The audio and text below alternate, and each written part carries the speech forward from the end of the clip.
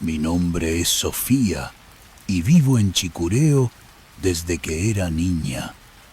Conozco cada camino, cada quebrada, cada rincón de esta zona, pero hay una ruta que siempre me ha provocado un escalofrío inexplicable.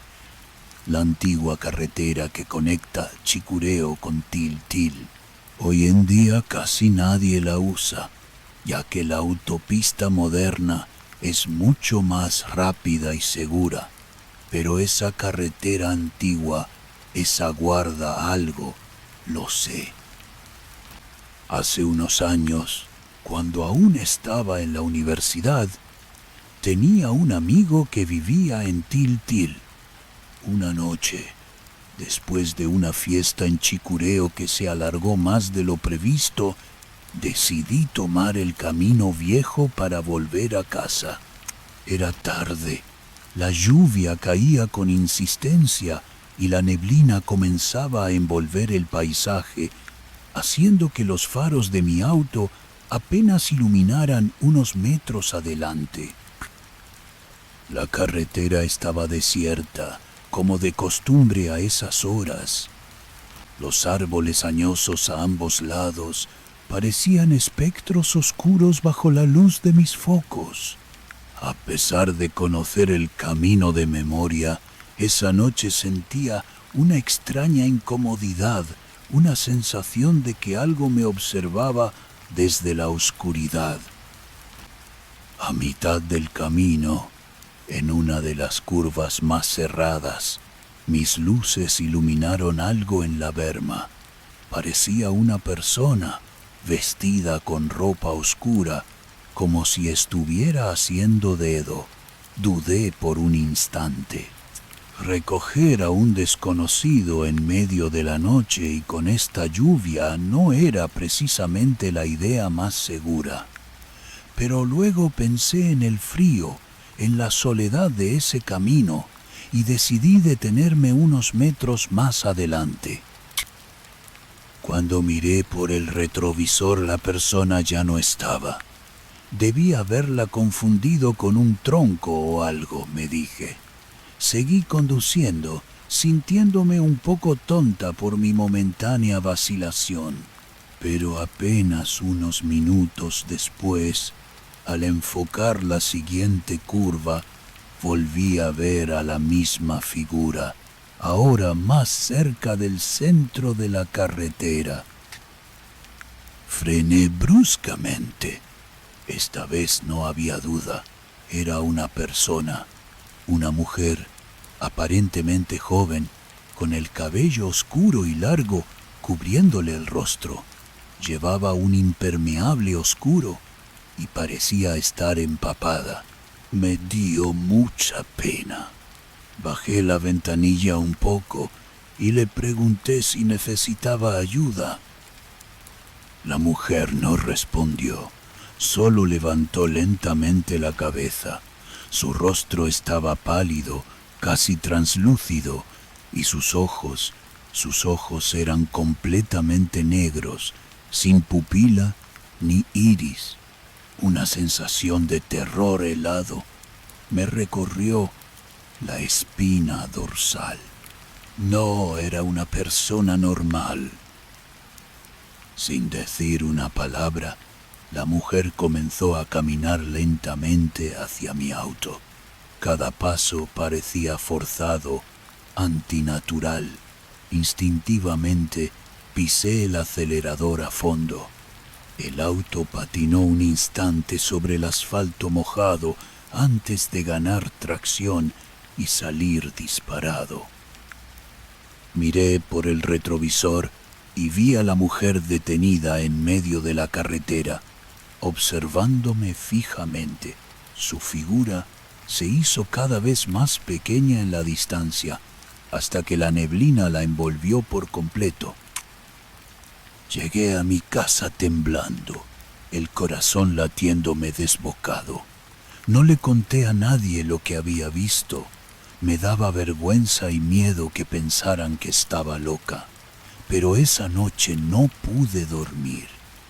La imagen de esos ojos negros me perseguía en la oscuridad. Pasaron los meses y traté de olvidar el incidente, convenciéndome de que había sido producto de mi imaginación, del cansancio y la tensión del momento. Pero entonces, un día, escuché una conversación en el supermercado del sector. Dos señoras mayores hablaban sobre la mujer de la carretera antigua a Tiltil. Según decían, varias personas la habían visto a lo largo de los años, siempre en noches de lluvia y niebla. La describían exactamente igual, vestida de oscuro, con el rostro pálido y unos ojos negros y vacíos. Algunos decían que era el espíritu de una mujer que había muerto en un accidente en ese tramo hace mucho tiempo. Otros que era algo más oscuro, algo que se alimentaba del miedo de los conductores solitarios. Desde ese día, cada vez que tengo que ir a Tiltil, aunque sea de día y con sol radiante, evito la carretera antigua. Prefiero tardar un poco más y tomar la autopista, porque sé que ella sigue ahí, esperando en la oscuridad y la lluvia, con esos ojos que no reflejan nada más que la noche eterna. Y a veces, cuando la neblina se cierne sobre Chicureo, juro sentir una mirada fría clavada en mi espalda, recordándome mi encuentro en ese camino olvidado. La segunda historia que te traigo esta noche es la historia de Andrés de Ciudad de México. El visitante en la casa de adobe. Mi nombre es Andrés, y hace unos años decidí escapar del bullicio de la Ciudad de México y buscar un lugar más tranquilo. Encontré mi refugio ideal en una vieja casa de adobe en San Miguel de Allende, Guanajuato. Me enamoré de sus muros gruesos, su patio central lleno de vegetación y ese aire rústico y colonial que la envolvía. Sabía que necesitaría mucho amor y varias reformas, pero estaba dispuesto a invertir mi tiempo para convertirla en el hogar de mis sueños. Las primeras semanas fueron idílicas. Disfrutaba del silencio, de los colores vibrantes del atardecer y de la paz que solo se encuentra lejos del ritmo frenético de la ciudad.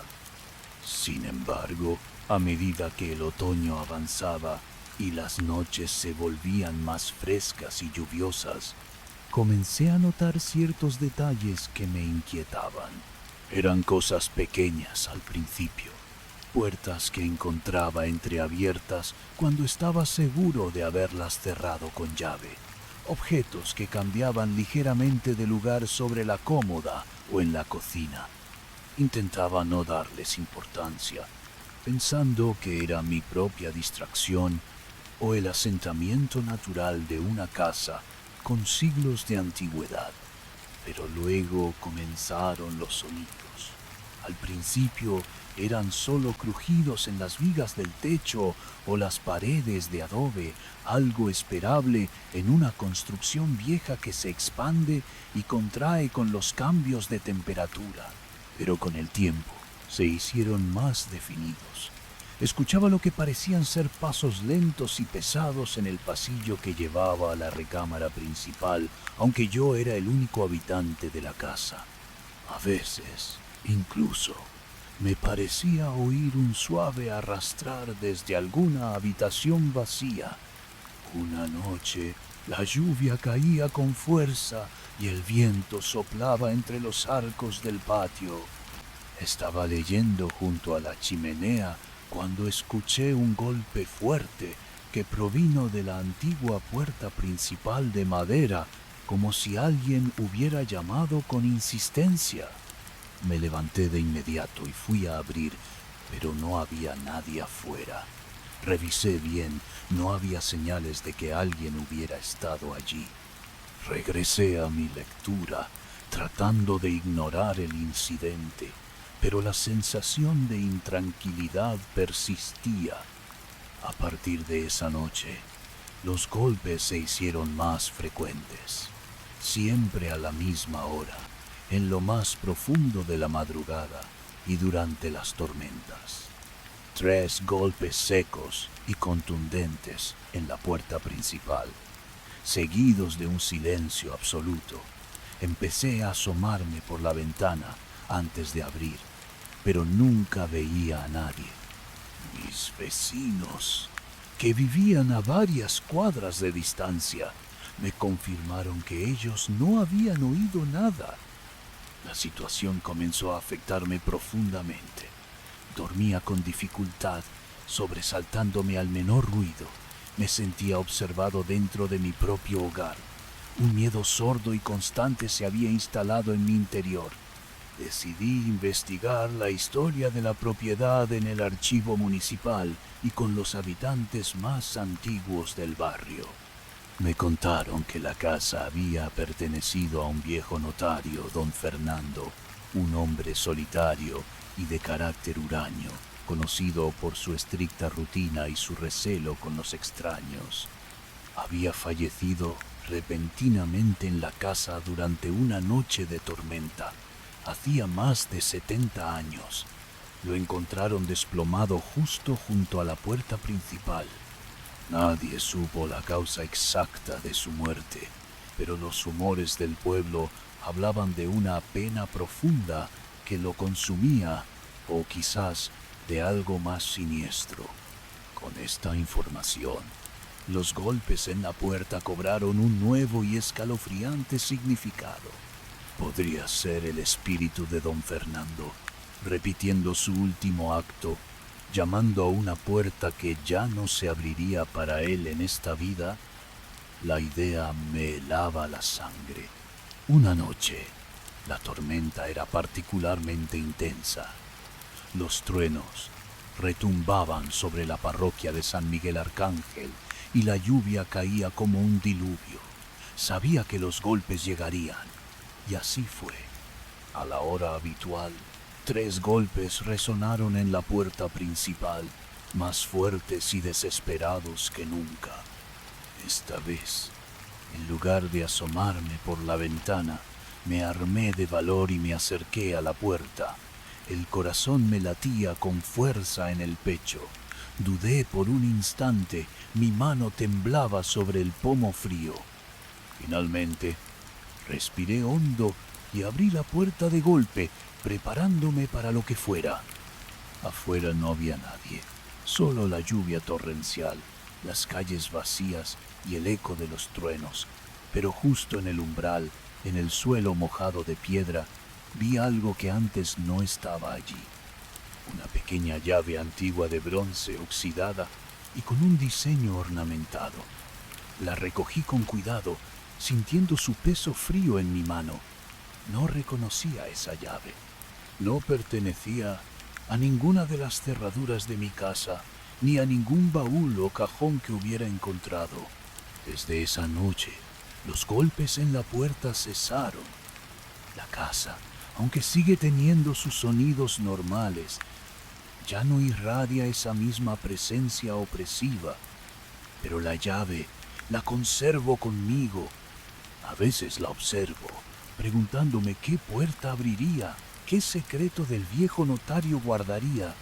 Y cada vez que llueve fuerte en San Miguel de Allende, no puedo evitar mirar hacia la puerta principal de mi casa de adobe, esperando quizás una nueva señal de ese visitante silencioso, de esa alma que quizás aún busca entrar o salir. La siguiente historia nos llega desde Buenos Aires. La figura del obelisco. Mi nombre es Martín y soy un taxista en Buenos Aires. Llevo más de 20 años recorriendo estas calles, de día y de noche. He visto de todo, La alegría de los festejos, la furia de las protestas, la melancolía de la madrugada. Creía conocer cada rincón, cada secreto de esta ciudad que nunca duerme. Pero hace unos veranos, una noche de lluvia torrencial, descubrí que Buenos Aires guarda misterios que desafían toda lógica y que, aún hoy, me erizan la piel. Era una de esas noches de verano en las que la humedad y el calor se cortan con cuchillo y de repente el cielo se abre en un diluvio. Estaba terminando mi turno, cansado, esperando una última carrera en el centro para volver a casa en el sur.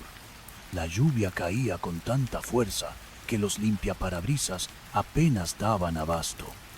Las calles se vaciaron de golpe y los semáforos se reflejaban distorsionados en los charcos gigantes.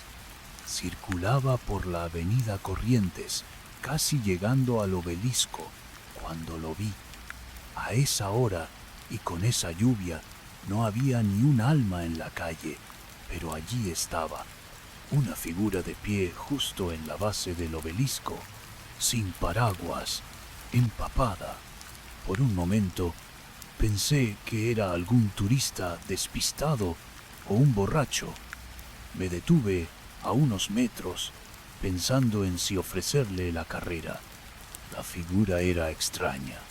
Era demasiado alta y delgada, y a pesar del aguacero, parecía estar completamente inmóvil.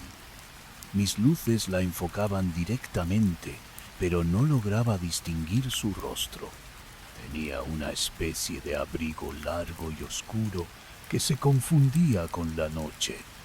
Mientras lo observaba, algo me golpeó el parabrisas con fuerza, un chorro de agua.